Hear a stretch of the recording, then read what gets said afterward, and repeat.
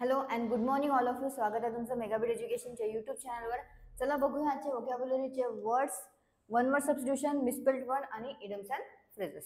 So first word आहे आपला आजचा तो आहे डिसक्रेडिट.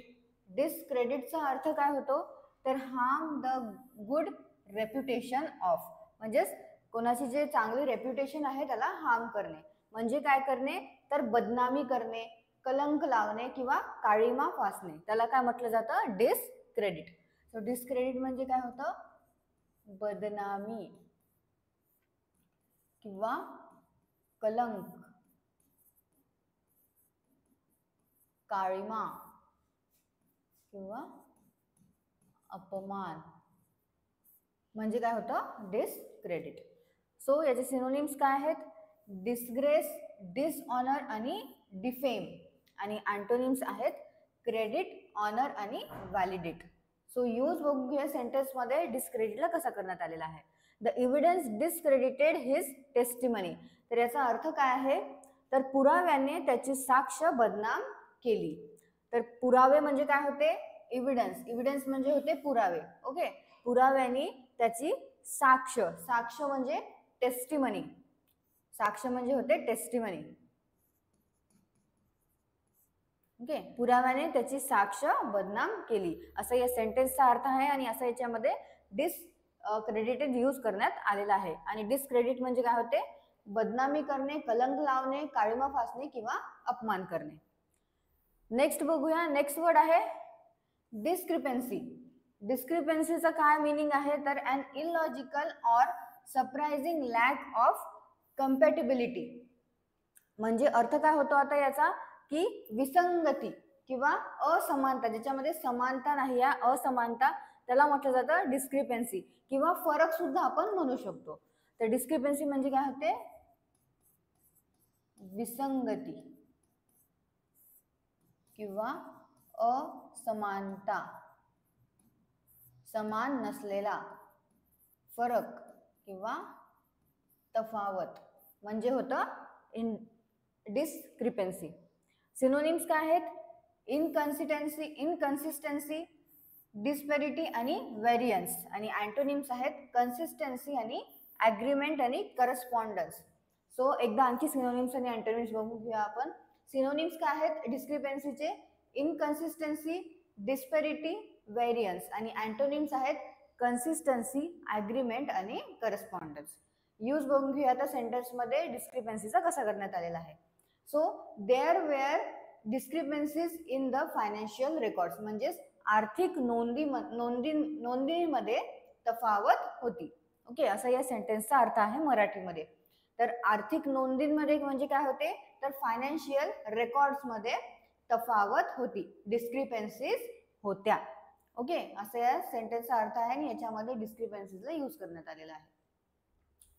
नेक्स्ट वर्ड बघूया. नेक्स्ट वर्ड आहे डिस्क्रिशन, DISCRETION. डिस्क्रिशनचं काय मिनिंग आहे तर the quality of behaving to avoid offence. म्हणजे अर्थ काय होतो मराठीमध्ये याचा तर याचा अर्थ होतो विवेक किंवा दूरदर्शित्व किंवा स्वाधीनता, तारतम्य. आणखी आपण म्हणू शकतो योग्य ठरवण्याचा अधिकार म्हणजे काय होतं डिस्क्रिशन. ओके, सो सिनोनिम काय आहे डिस्क्रिशनचे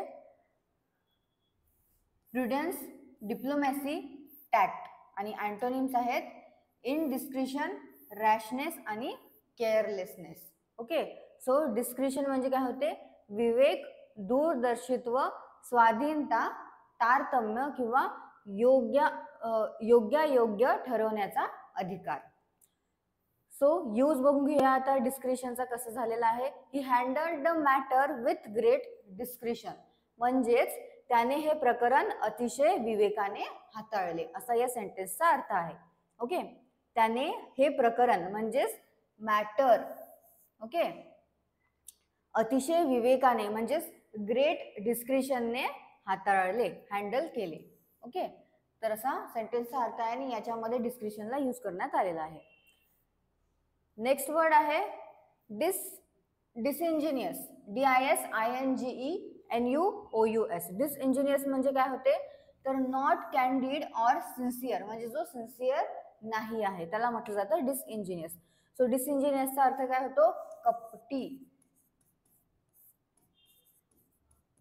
आतल्या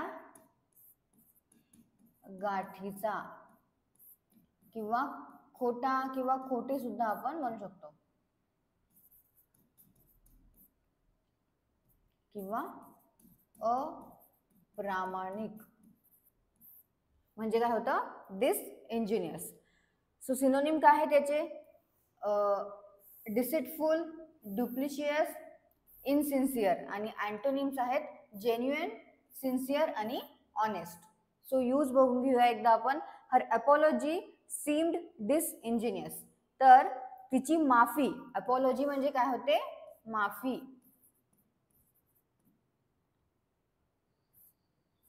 ओके, तिची माफी खोटी वाटली. तर याच्यामध्ये डिसइंजिनियसला म्हणजे तिची माफी जी आहे खोटी वाटली, खोटी असं यूज करण्यात आलेलं आहे याच्यामध्ये डिसइंजिनियसला. ओके, सो डिसइंजिनियस म्हणजे काय होते कपटी, आतल्या गाठीचा, खोटा, खोटी किंवा अप्रामाणिक. नेक्स्ट बघूया one word substitution. One word substitution मध्ये फर्स्ट आहे इनऑडिबल. इनऑडिबलचं काय आहे meaning, a sound that can not be heard, म्हणजे असा आवाज जो ऐकू येत नाही आहे. ऐकू न येणारं जे असते त्याला काय म्हटलं जातं इनऑडिबल म्हटलं जातं वन वर्ड मध्ये. तर इनऑडिबल म्हणजे काय होते ऐकू न येणारा, म्हणजे काय होतं इनऑडिबल. ओके, ऑडिबल म्हणजे काय होते जे ऐकू येत आहे आपल्याला. जसं मी तुम्हाला आता एक्सप्लेन करत आहे, तुम्हाला ऐकू येत आहे म्हणजे मी ऑडिबल आहे. जर तुम्हाला ऐकू येत नसतं माझं मी जे काही एक्सप्लेन करत आहे तर मी काय आहे इनऑडिबल आहे. नेक्स्ट बघूया, नेक्स्ट वर्ड आहे मोनोगॅमी. तर practice of having only one wife or husband at a time म्हणजे काय होते वन वर्ड मध्ये मोनोगॅमी. तर एक पतित्व किंवा एक पत्नीत्व जे असते त्याला काय म्हटलं जातं मोनोगॅमी, म्हणजेच एक विवाह करणारा, एकापेक्षा जास्त नाही, फक्त एकच विवाह करणारा, जो की एक पत्नी आहे, ज्याला एकच पत्नी आहे, किंवा एक जी मुलगी आहे किंवा एक जी फिमेल आहे तिला फक्त एकच हस्बंड आहे, त्याला काय म्हटलं जातं वन वर्ड मध्ये मोनोगॅमी. ओके, मोनोगॅमी म्हणजे काय होते तर एक पतित्व किंवा एक पत्नीत्व किंवा एक विवाह सुद्धा आपण म्हणू शकतो, त्याला काय म्हटलं जातं मोनोगॅमी असं म्हटलं जातं. नेक्स्ट बघूया मिसस्पेल्ड वर्ड. मिसस्पेल्ड वर्ड मध्ये फर्स्ट वर्ड आहे डिसअपियर. डिसअपियरची करेक्ट स्पेलिंग आहे ऑप्शन बी DISAPPEAR. तर डिसअपियर म्हणजे काय होते जो की अदृश्य आहे, जो की दिसत नाही आहे, दिसेनासा आहे, त्याला म्हटलं जातं डिसअपियर. डिसअपियर म्हणजे काय होते अदृश्य किंवा दिसेनासा होणे म्हणजे होता डिसअपियर. आणि डिसअपियरची स्पेलिंग काय आहे DISAPPEAR. नेक्स्ट वर्ड आहे व्हॅक्यूम. व्हॅक्यूमची करेक्ट स्पेलिंग आहे ऑप्शन बी VACUUM. VACWM. व्हॅक्यूम म्हणजे काय होते तर रिक्त स्थान किंवा रिक्त जागा, रिक्त स्थान किंवा अवकाश किंवा पोकळी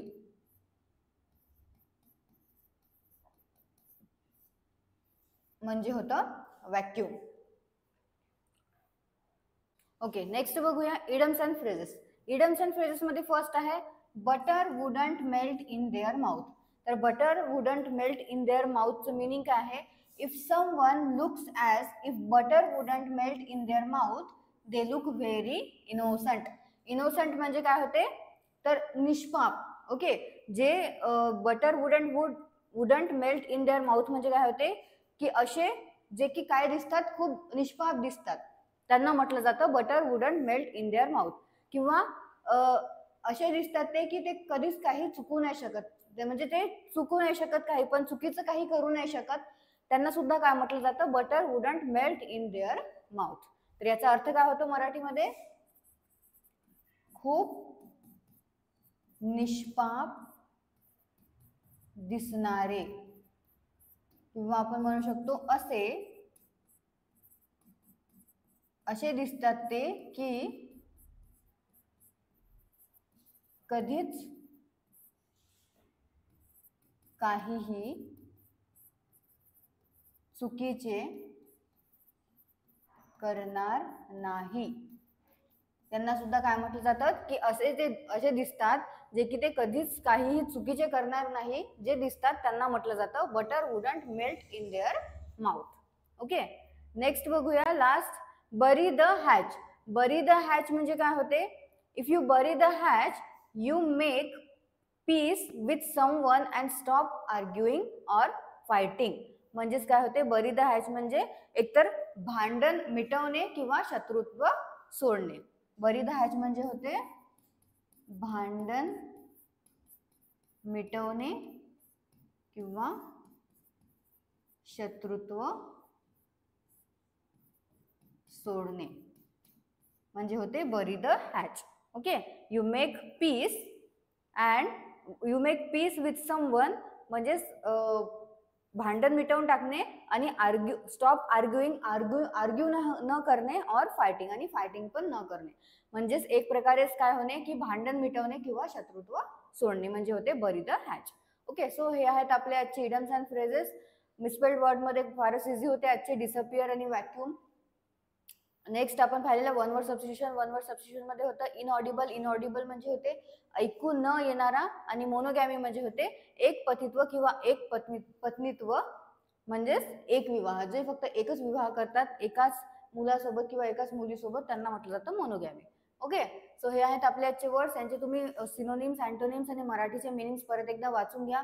जे मी सेंटेन्सेसचे मिनिंग सांगितलेले आहे ते तुम्ही आणखी एकदा वाचून घ्या, बनवून बघा तुमच्या मनाने काही काही वर्ड्स घेऊन सेंटेन्सेस, त्यामुळे तुम्हाला सेंटेन्सेस सुद्धा तयार करता येईल. आणि एक्झाम मध्ये जर असे वर्ड्स आले तर ते सुद्धा तुम्हाला बघता येईल की या सेंटेन्सचा अर्थ काय आहे, आणि या सेंटेन्स मधला जो वर्ड आहे त्या वर्डचा मेन अर्थ काय असतो. ओके, सो असंच अभ्यास करत चला. All the best all of you. तुम्हाला सेशन आवडलं असेल, सेशनला लाईक करा, चॅनलला सबस्क्राईब करा, अँड थँक्यू.